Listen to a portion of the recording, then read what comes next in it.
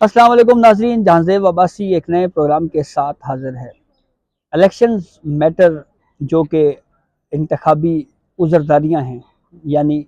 ROs نے کاغذات نامزدگی کہیں منظور کیے کہیں مسترد کیے، اس کے خلاف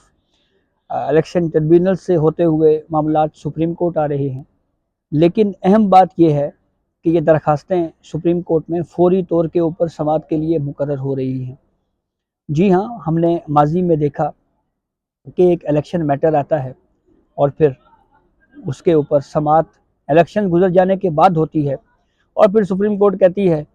کہ جی یہ کیس تو غیر مؤثر ہو چکا ہے، اور پھر یہ بات بھی سننے کو ملتی ہے کہ جناب سپریم کورٹ نے اتنے زیر التوا کیسز جو ہیں وہ ختم کر دیے ہیں، اتنے کیس پینڈنگ جو کیسز ہیں ان کی تعداد میں اتنی کمی ہوئی ہے۔ تو یہ اس طرح کی چیزیں ہم نے ماضی میں جوڈیشری میں دیکھی ہیں، لیکن اب کی بار ایسا نہیں ہو رہا۔ جو درخواستیں الیکشن ڈسپیوٹس کے حوالے سے آ رہی ہیں، پری الیکشن کی مناسبت سے بات کر رہا ہوں، فوری طور کے اوپر وہ سماعت کے لیے مقرر ہو رہی ہیں۔ ریلیف بنتا ہے تو مل جاتا ہے، نہیں بنتا تو کورٹ کہہ دیتی ہے کہ یہ ایشو ہے، یہ کوسچنز ہیں، اور اس کے اوپر پھر ایک باقاعدہ اوپن کورٹ میں ہی آرڈر لکھوایا جاتا ہے۔ چیف جسٹس آف پاکستان قاضی فائز عیسیٰ صاحب کی سربراہی میں 3 رکنی بینچ اس معاملے کو کافی فوکس کیے ہوئے ہے۔ اس کی مثال یوں دی جا سکتی ہے، ثناء اللہ مستی خیل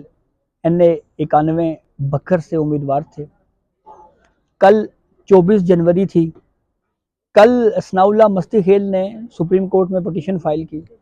اور آج وہ نہ صرف سماعت کے لیے مقرر ہوئی بلکہ ثناء اللہ مستی خیل کو الیکشن لڑنے کی اجازت بھی دے دی گئی۔ تمام کیس کے فیکٹس کو دیکھا گیا اور پھر اس کے بعد فیصلہ کیا گیا۔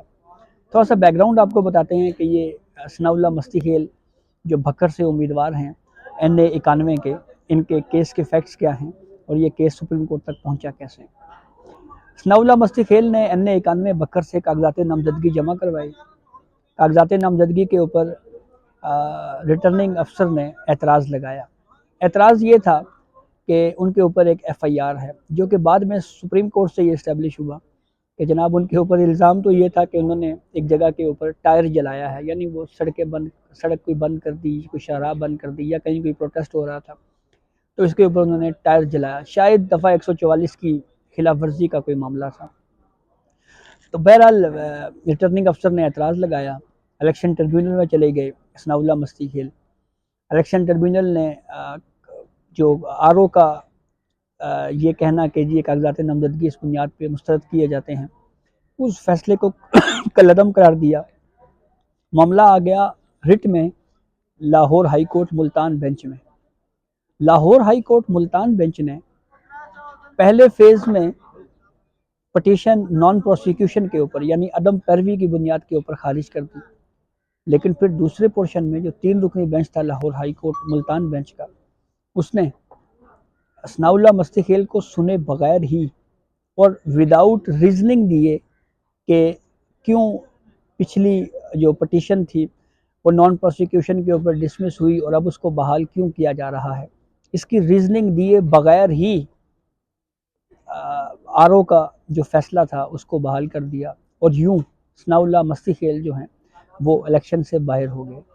پھر لاہور ہائی کورٹ کے رٹ میں دیے گئے اس 3 رکنی فیصلے کو ثناء اللہ مستی خیل نے سپریم کورٹ میں چیلنج کیا، جس پر chief justice of Pakistan Qazi Faez Isa, justice محمد علی مظہر اور جسٹس مسرت ہلالی پر مشتمل 3 رکنی بینچ نے سماعت کی۔ سماعت کے پہلے فیز میں کورٹ نے یہ پوچھا کہ بتائیں کہ کیا وہ ایبسکونڈر ہیں، انہوں نے کورٹ آف لاء میں سرنڈر کیا نہیں کیا۔ وقفہ ہوا، وقفے کے بعد DG لاء الیکشن کمیشن اور الیکشن کمیشن کے سیکٹری پولیٹیکل فائنانس بھی کمرہ عدالت میں موجود تھے۔ تو کورٹ پروسیڈنگ کے دوران یہ بات اسٹیبلش ہوئی کہ ثناء اللہ مستی خیل نے پہلے ایک حفاظتی ضمانت لی، اور پھر اس کے بعد وہ کورٹ میں پیش ہوئے، انہوں نے پری اریسٹ بیل کروا لی۔ چیف جسٹس قاضی فائز عیسیٰ نے یہ کہا کہ ان کے اوپر کیا کوئی اغوا برائے تاوان کا کوئی کیس ہے، کوئی ٹیررزم کا کوئی کیس ہے، کیس کیا ہے؟ تو پھر جسٹس مسرت ہلالی صاحبہ کی اس آبزرویشن سے صورتحال کلیئر ہوئی جب انہوں نے کہا کہ ان کے اوپر تو الزام صرف ٹائر جلانے کا ہے۔ چیف جسٹس قاضی فائز عیسیٰ نے کہا کہ جو اگر کوئی سنگین نوعیت کا اگر کوئی الزام ہے تو ہمیں بتائیں، پھر ہم کہہ دیتے ہیں کہ یہ شخص الیکشن نہیں لڑ سکتا۔ لیکن یہ اس طرح کے معمولی جرائم یا معمولی الزامات جو ہیں، یہ اس کی بنیاد کے اوپر ہم یہ فیصلہ نہیں دے سکتے کہ کوئی امیدوار جو ہے وہ الیکشن نہ لڑے۔ چیف جسٹس آف پاکستان قاضی فائز عیسیٰ نے یہ آرڈر جو اوپن کورٹ میں لکھوایا، اس میں انہوں نے یہ کہا کہ جو معمولی نوعیت کی ایف آئی آرز میں لگائے گئے جو اوفینسز ہیں، یہ قانون کی نظر میں انویلڈ ہیں، اور یوں ثناء اللہ مستحیل کو سپریم کورٹ آف پاکستان سے الیکشن لڑنے کی اجازت مل گئی۔ سپریم کورٹ آف پاکستان میں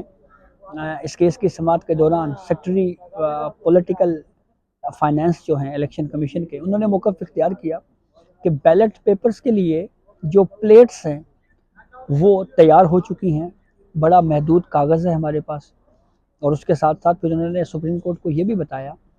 کہ اب جو ہے وہ پروسیس کافی حد تک مکمل ہو چکا ہے۔ تو جسٹس مسرت ہلالی صاحبہ نے یہ کہا کہ ابھی تو کافی مراحل رہتے ہیں، اور آپ نے سب کچھ اتنی تیزی سے کیوں کیا؟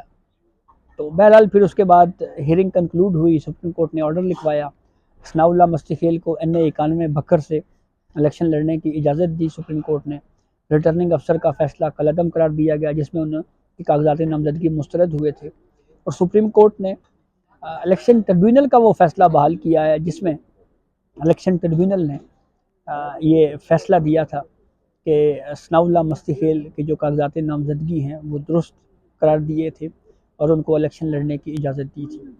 اب آتے ہیں دوسرے معاملے کے اوپر، ثنا جاوید کے اوپر۔ PTI کی امیدوار ہیں، کافی عرصہ جیل میں رہی، پھر اس کے بعد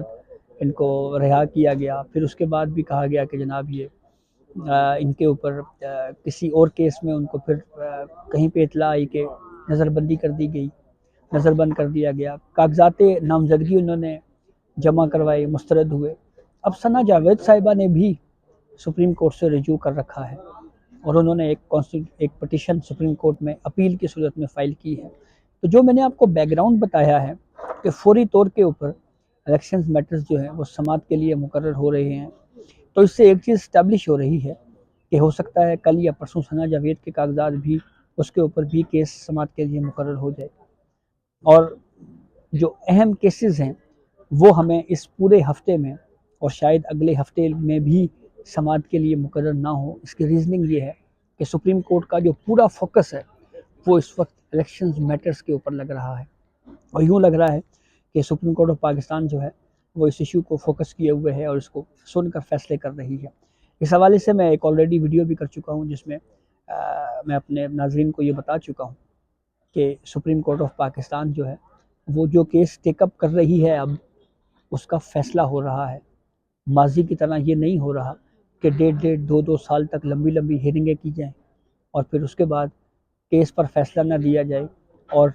ریٹائرمنٹ کا وقت مکمل ہو اور واپس گھر چلے جائیں۔